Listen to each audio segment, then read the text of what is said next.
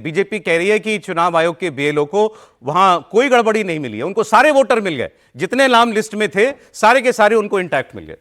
देखिए, ऐसा कभी होता नहीं, कहीं हुआ नहीं है कि मतलब इतने दिनों के बाद आपको कोई उसमें मृत नहीं पाया गया, कोई वहां से पलायन करके दूसरी जगह नहीं गया, किसी ने अपना आवास नहीं बदला हो। तो इसका मतलब ये है कि कहीं ना कहीं फर्जीवाड़ा हुआ है फॉर्म भरने में और बीएलओ को रिपोर्ट करने में। कहीं ना कहीं वहाँ के बीएलओ जो हैं वो सरकार के दबाव में काम कर रहे हैं, कि मतलब जो राज्य सरकार है उसके दबाव में वो काम कर रहे हैं। यही कारण है कि इतने स्विफ्टली, इतने तरीके से, और ये सारा का सारा फॉर्म जो है वो एप्लीकेशन लौट भी जाए, पूरा भरा हुआ भी आ जाए, सारे उसमें कहीं पर कोई गतिरोध नहीं दिखाई दे, तो बड़ा ये थोड़ा सा चौंकाने वाली है। और मुझे लगता है कि एक बार इसको चुनाव आयोग को इसको गंभीरता से लेनी चाहिए।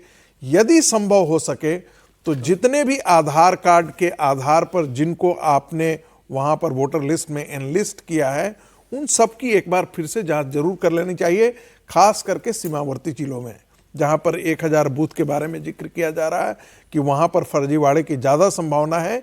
2000 बूथ ऐसे हैं, 1000 नहीं, 2000 के आसपास ऐसे बूथ हैं वहां पर मैं बता रहा हूं 2208 बूथ ऐसे हैं जहां बीएलओ ने 0 डेड, 0 डुप्लीकेट, 0 शिफ्टेड वोटर बताए।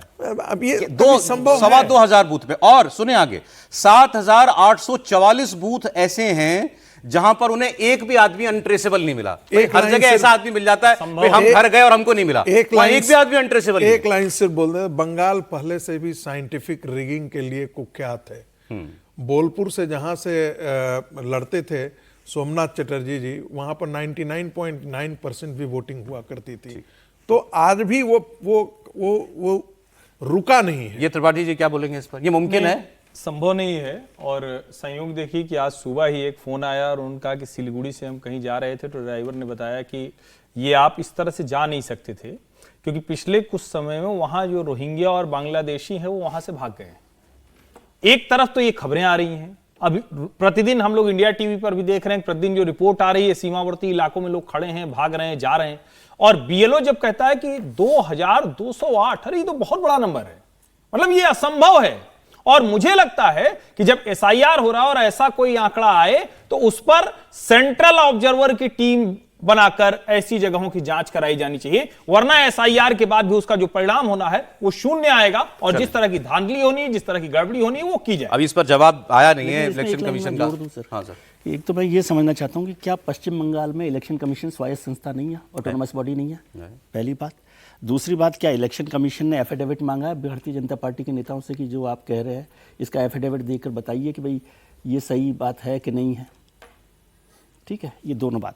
तीसरी बात, यदि पश्चिम बंगाल की सरकार ऐसा करे, क्योंकि इसमें तो दिख रहा है कि गड़बड़ी है, इसमें मोटे तौर पर दिख रहा है, यदि पश्चिम बंगाल की सरकार ऐसा कर सकती है तो बिहार की सरकार, उत्तर प्रदेश की सरकार, राजस्थान की सरकार क्यों नहीं कर सकती? गड़बड़ी कर सकती है। वहां की शिकायत वहां को अपोजिशन करे, वो आंख खोल के वो तो फिर एफिडेविट मांगते हैं ना, तो इनसे भी मांगे, आपने इनसे मांगे। थोड़ा सा फर्क है। नहीं, अगर 2208 या जितना भी नंबर आ रहा है उन स्थानों पर ऐसा है तो ये किसी का आरोप नहीं हो सकता ना। नहीं है तो आरोप ही, आरोप ही तो है। आप इसको समझिए, ये आरोप नहीं हो सकता ना, या तो होगा या नहीं होगा। जब आप कहते हैं कि किसी वोटर लिस्ट में कहीं भी होगा तो आरोप होगा, कहीं भी होगा, ये तो कहीं पर भी सही साबित हो सकता है ना। कि अगर मुझे बताइए क्या पश्चिम बंगाल की सरकार, मैं इसका अच्छा मैं क्लियर कर देता हूं। ये हुआ इसलिए है, इनको ये सवाल पूछा जाएगा बीजेपी को कैसे पता। हाँ।